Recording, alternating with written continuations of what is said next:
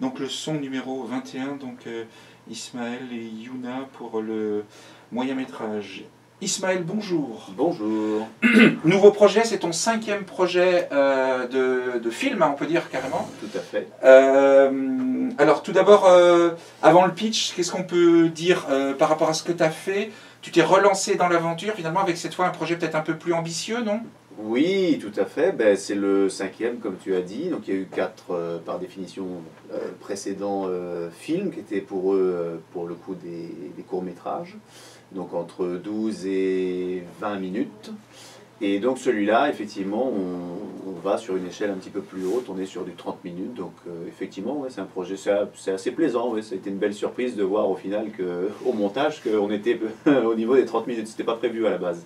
Il faut dire qu'il faut des moyens aussi, peut-être des moyens matériels et peut-être financiers, tu racontes comment tu as fait? Alors, moyens matériels financiers, moi j'ai envie de dire, je suis toujours un petit peu un partisan du homemade, quoi. C'est-à-dire, c'est peu de moyens, peu de matériel et beaucoup de copains. C'est un petit peu ça, surtout. Ouais, alors c'est-à-dire qu'après, il faut trouver l'idée. Alors, tu redonnes le titre de ce nouveau film et puis le pitch un petit peu. D'ailleurs, Ouais. c'est assez, on va pas dire triste, mais c'est peut-être un peu mélancolique sur un sujet délicat. Hein. Ouais. Alors, ça s'appelle Au bout du voyage, du coup. Et donc, c'est porté par ma chère collègue à ma gauche. Du coup, le pitch, en gros, alors sans en dévoiler trop, parce que c'est vrai que, en gros, c'est un drame sentimental, où moi, je vais traiter, on va dire, alors c'est un gros mot, mais c'est quand même de ça dont il s'agit, ça traite du deuil, mais moi, je ne précise pas dans le film de quel deuil il s'agit, c'est-à-dire si la personne qui est partie est vraiment partie parce qu'elle est décédée, ou si elle est juste partie, mais en étant toujours vivante. Moi, je m'intéresse surtout à la personne qui est délaissée, en fait, et au sentiment de cette personne-là. Donc oui, effectivement, il y a un côté mélancolique et puis assez émotionnel, en fait. Moi, je m'attaque surtout au côté très humain de ce personnage-là. Mais pourquoi tu as choisi un thème comme ça ou pas un thème un peu plus, voilà, un peu plus up, on va dire? Ouais. Alors, il y a peut-être aussi du perso, je sais pas, d'avoir choisi ça, certainement, même si on dévoile rien. Ouais. Mais c'est peut-être aussi plus facile à traiter, non? Alors, pour 2 raisons, j'ai envie de dire. La première, c'est que ce film est né vraiment de la rencontre de Yuna. À partir du moment où j'ai rencontré Yuna, moi, après mon dernier film que j'ai sorti pendant le Covid, je ne savais pas si j'allais en faire un autre. Et donc après, une fois que j'ai rencontré Yuna à la VV, là, j'ai eu l'idée de monter ce projet, de monter un projet, et ça a été évident après que ça allait être un projet audiovisuel. Donc après, on a commencé à sympathiser ensemble et puis à discuter d'un éventuel, voilà, de comment on pourrait monter quelque chose. Et puis après, ça a été là aussi une autre évidence pour moi de raconter cette histoire-là. Et de plus avec elle. Mon inspiration sur ce truc-là, j'ai envie de te dire, il n'y a pas plus inspirant que la vie elle-même. Donc pour le coup, oui, c'est quelque chose de très personnel. On peut même dire que c'est mon projet le plus personnel, en fin de compte, le plus intime. Donc ça me tenait vraiment à cœur de raconter cette histoire-là.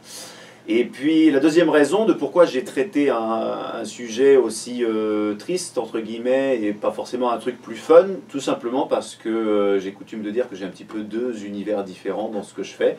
Donc un côté très très récréatif, très loufoque. Le dernier était loufoque en l'occurrence, et donc celui-là est plus émotionnel, j'essaye d'alterner à chaque fois. Alors, le pitch maintenant du film, si on Ouais. rentre un petit peu plus dedans, qu'est-ce que ça raconte? S'il y a des personnages, c'est avec qui, c'est quoi? Alors du coup, il y a un personnage, on va dire. Alors après, il y a plusieurs autres petites participations à droite à gauche, mais il y a surtout un personnage, donc le personnage de Yuna qui s'appelle Chloé. Et donc nous, on s'intéresse à ce personnage-là. On l'apprend en fait à un moment donné, à une période de sa vie, ce personnage, où effectivement, elle a été accablée par quelque chose de fort. Et on va l'accompagner tout doucement sur cette espèce de chemin de quête de rédemption, en fait. Et donc le film, pendant 30 minutes, traite de ça. On reste sur ce personnage, sur ses émotions, sur ce qu'elle ressent, pour voir un petit peu comment dire, l'introspection qui peut arriver quand on est touché, parce que ça c'est quelque chose qui parle à tout le monde, quand on est touché émotionnellement, quand il y a quelque chose, un drame qui peut nous arriver, que ça implique des émotions fortes, forcément, je pense que ça parle à beaucoup de monde. Et moi, ça m'intéresse de traiter vraiment de ce côté très intérieur de l'être humain en fin de compte. Alors ça se passe sur quelle période aujourd'hui? Est-ce que c'est en Deux-Sèvres, ça on peut le dire? C'est dans la région ou pas? Ça a été tourné intégralement sur Poitiers. Intégralement sur Poitiers. Je savais que je voulais le tourner sur Poitiers. Alors déjà pour des raisons pratiques, parce que il se trouve qu'on était à la fac au même moment quand on a tourné le film. Donc tourner sur Poitiers, c'était beaucoup plus simple pour nous. Puis c'est surtout que moi j'avais des idées bien précises des endroits où je voulais le tourner. Justement, ces lieux, alors tu t'en donnes un ou deux peut-être? Ouais, bien sûr. Écoute, on a tourné, déjà on a tourné dans ton appart sur le campus pour certaines scènes. Mais la plupart, le film se passe, je dirais, à 80% en extérieur. On a tourné du côté de Porte de Paris dans un très très beau haras avec des chevaux. On a tourné là où moi j'habitais du côté de Pont-Joubert. Donc c'est tout le vieux Poitiers qui ressemble un petit peu au Moulin du Roc chez nous. Et après, on a tourné aussi sur cette espèce de grande passerelle au-dessus de la gare, c'est le viaduc Léon Blum, de nuit, donc ça donne de très très belles lumières, de très beaux plans, Poitiers de nuit, de toute façon c'est très très beau. Et puis on a également tourné sur le toit du TAP et puis au parc de Blossac. Est-ce que tu as une ou deux anecdotes sur le tournage, peut-être par rapport à toi Yuna, ou peut-être tout seul, un truc qui se serait passé, qui n'était pas franchement prévu, ou galère, je sais pas, où tout s'est vraiment bien déroulé, ou il y a peut-être un moment marrant quand même dans le film, ou sur le tournage, je sais pas? J'ai envie de dire, de toute façon, le tournage c'est toujours de très très bonne humeur de toute façon, surtout quand on est entre copains, parce que bon voilà, on se marre, il y a des fous rires. Si, j'ai une petite anecdote quand même marrante, parce que ça pour le coup, ça je m'en souviens ça.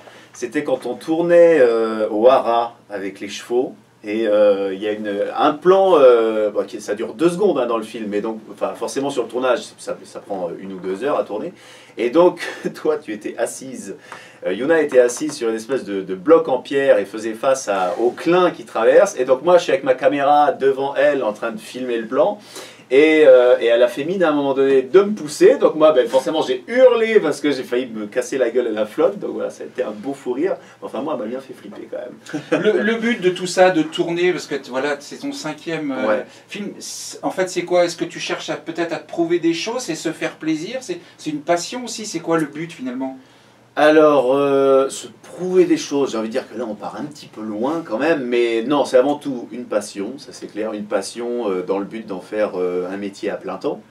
Ça reste quand même l'objectif numéro 1. Et puis ouais, effectivement, c'est de prendre du plaisir, quoi, parce que c'est vrai que on s'amuse quoi sur le tournage, c'est-à-dire qu'on est là, on veut construire quelque chose et on le fait plus ou moins sérieusement, mais le but c'est quand même de prendre du bon temps et de s'amuser sur le tournage, quoi. Toi-même, est-ce que tu joues dedans ou pas du tout? Alors moi je joue, oui, ça a été une belle expérience en tant que comédien pour ce projet-là, parce que je joue mais uniquement en voix. Donc en comédien, mais presque de doublage en fait sur ce projet-là. Donc ça a été quelque chose d'assez inédit. J'avais jamais fait uniquement que de la voix, de jouer un personnage à part entière. C'est-à-dire que moi, je suis derrière la caméra, je lui parle sur le tournage. Donc elle avait mes répliques, on les a gardées. Et donc je joue un personnage, mais qu'on ne voit jamais à l'écran. Mais par contre, on entend ma voix. Qu'est-ce qu'on peut dire après ça? Donc ça va sortir, tu rappelles la date, où ça, de quelle manière? Ouais, ça sort le 12 novembre sur YouTube. Voilà. Il y a une heure précise, non? Où c'est? Alors, heure précise pour l'instant, je ne saurais pas dire encore. J'ai pas encore décidé, mais non, peut-être le matin, aux alentours de 10 h, je ne sais pas, on va voir. Mais le 12 novembre en tout cas. Une des dernières questions pour toi, Ismaël. Oui. Faut que tu me parles de tes spectacles, si tu joues notamment Jack Sparrow, ça continue toujours, là c'est la ressemblance, c'est assez frappant, tu racontes. Alors on n'est plus sur Jack maintenant, parce que Jack c'était surtout la tournée d'été de 2018 à 2020, jusqu'au Covid à peu près, même si là c'est revenu un petit peu cette année, on a fait 2-3 dates parce que les centres de loisirs et puis les enfants nous demandaient, mais là maintenant depuis 1 an c'est le Chapelier d'Alice au Pays des Merveilles pour les enfants. Et puis je tourne toujours avec le spectacle, toujours avec Sébastien Maille, avec le spectacle Vivement qu'on se retrouve, qu'on a décliné sur 4 saisons. Donc ça nous permet, c'est pour les aînés, donc on se déplace en maison de retraite et puis hôpitaux. Donc c'est un spectacle interactif, une sorte d'émission spectacle. On parle de 40 ans de télévision et puis de choses culturel avec les aînés. Le but, c'est de faire travailler leur mémoire, de jouer avec eux, voilà, que ça soit complètement interactif. Et puis c'est ponctué avec de la chanson, des imitations, on leur fait écouter des voix, ils doivent deviner. Donc enfin, voilà, quoi, il y a ce spectacle-là qu'on tourne depuis 2020 aussi, puis ça marche vachement bien. Je te connaissant un peu, ça te fait plaisir aussi d'aller voir les aînés, de leur faire plaisir, ça compte beaucoup ça? Oui, bah tout à fait, oui, parce que c'est vrai que quand on commence, enfin, même j'ai envie de dire, quand on est personne étrangère à ce milieu-là, d'EHPAD, etc., on a souvent des a priori sur l'ambiance qu'il peut y avoir en EHPAD, pardon, et puis même sur les aînés en général, c'est-à-dire que c'est pas très très bien vu de manière globale. Mais je pense que, même moi au départ, c'est pas que j'avais des a priori, mais on m'avait dit tu vas commencer à faire des spectacles en EHPAD. C'est vrai que ça fait drôle, mais une fois que. C'est-à-dire qu'il faut se laisser entrer dedans. Il faut se laisser entrer dedans et puis donner une chance à ces gens qui sont quand même des êtres humains comme tout le monde, et puis surtout qui ont été jeunes comme nous. Et je pense que c'est nécessaire d'aller les voir, de prendre du temps, de leur offrir du spectacle. Et c'est d'ailleurs pour ça que moi j'ai décidé de plus me tourner vers du public comme les aînés et comme les enfants qui ont réellement besoin de spectacle, plutôt que de continuer à faire surtout des premières parties et des festivals d'humour comme je faisais, parce qu'on ne manque pas de stand-uppers, on ne manque pas de gens qui font du one-man show, il y en aura toujours. Mais par contre, là où il y a vraiment de la demande et là où il y a vraiment besoin de spectacle, ben c'est pour les aînés, pour les personnes âgées qui sont en hôpitaux et pas qui ont besoin de divertissement. Et on l'a vu de toute façon, ça a été encore plus flagrant pendant le Covid, quoi. Donc, ben ouais, forcément que ça me touche et puis ben on continue de faire ça. Bon, on est bien là. Bah écoute. On a dit beaucoup de choses. Ouais. Merci.